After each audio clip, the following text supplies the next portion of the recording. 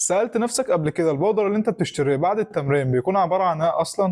تعال اما اجاوبك. المكملات الغذائية مش مجرد علبة شيك انت بتشتريها وشكلها حلو، دي بيكون وراها رحلة طويلة قوي عشان تتصنع. تعال ناخد مثال على الواي بروتين. الواي بروتين بيكون اصله لبن، مجرد لما اللبن يتفصل اثناء صناعة الجبنة بيتبقى سائل وهو اسمه الواي. السائل ده بيتعمل له تقنية بيستخدموه في فلاتر ضخمة جدا عشان يفصلوا الدهون واللاكتوز عنه، وبعد كده يا سيدي بيتجفف لحد ما يتحول لبودر، وبعد كده بقى بيضيفوا النكهات سواء شوكولاتة أو فانيليا.